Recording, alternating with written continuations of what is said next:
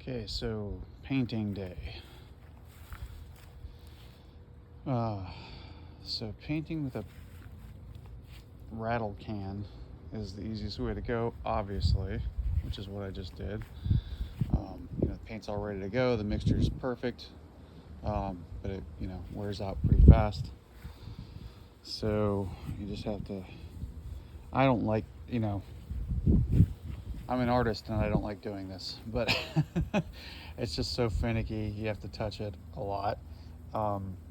And I just don't have the feel for it yet. It's probably all it is, right? Because there are people that do this for a living, and they're successful at it. So yeah, I just made my own mixer out of a piece of steel, bent it up so it would kind of flow in there, and just kind of throw some paint thinner in there. When it's too thick, it won't move through this. It'll clog it up. The method I was kind of going with, and I'm not learning, I'm learning from myself and just playing, is almost the thinner the better with this. So I don't know what the real method is, which I should probably learn. But, so the other thing I did was cut these with bolt cutters. Just kind of, I had to do it in two. My bolt cutter is a little smaller, so I had to do it in two pieces. Then I laid it on the side and hit it with a 3-pound sledge on top of however big the other big sledgehammer is. Just made a little makes it shift forge and pounded these tight. So the idea is for the paint to get up in there so much that it ends up sealing it completely. But I hit it with galvanized, zinc-rich galvanized paint to try to keep the rust down. I still have some rust. Yay! So this creeped out after I painted. I'm over it. I'm gonna paint it. It'll rust out, and I'll have to replace it. But it won't be for a couple of years. So this is the base, plastic base, which I like. The other one's metal, which I don't like. It's just a couple of feet. It's kind of worthless compared to this. So I'm going to use this as a nice place to keep it steady. So this is a 2-inch pipe, and this guy here is basically just going to be an outlet for my other bell siphon, which is going to go here.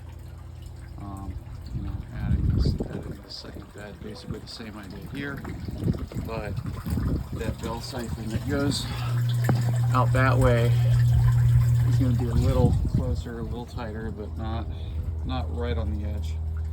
And it's gonna, what you got? It's gonna go right in there.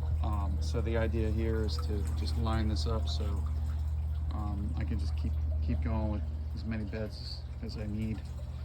Just adding a T in line makes it happen. So that's the idea. Obviously I have it tempting with Velcro. And hopefully I have enough paint left to get 2 coats in there, but so you can kind of see what happens when you don't when you don't practice, when you don't have 100% clean, clear galvanized paint and whatnot. It's just gonna happen. So I'm gonna have to tear this all apart and do it all over again if I felt like it. But in the meantime, it's steel. It's gonna be fine. So what I did last time was plumber's putty on top of these open holes. So that was great. It kind of worked for the most part. You can kind of see how it did that, but a couple of them got hot and it kind of popped out like bread rising. So So it kind of like, you know, it's kind of cool. Kind of works. Plugged it up, but kind of does this, you know. So I was like, okay, well, let's see if we can, you know, I don't know. I figured, you know, maybe it would kind of expand and contract a little bit with the steel and make it so it didn't get, I don't know. But then I realized these steel things are constructed obviously to manage that. They have holes in them, so they have like little weep holes for water, which I'm trying to find. Anyway, they're around here, which is why, you know, some of these tubes actually have water in them. So where were they? Anyway, some of them had water in them, so I'm just gonna try to seal them up, but not really worry about it. That's the idea. So here we go.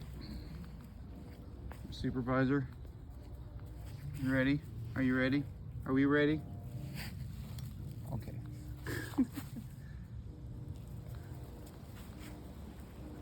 Hardest job in the world. It's cat photographer. Yo.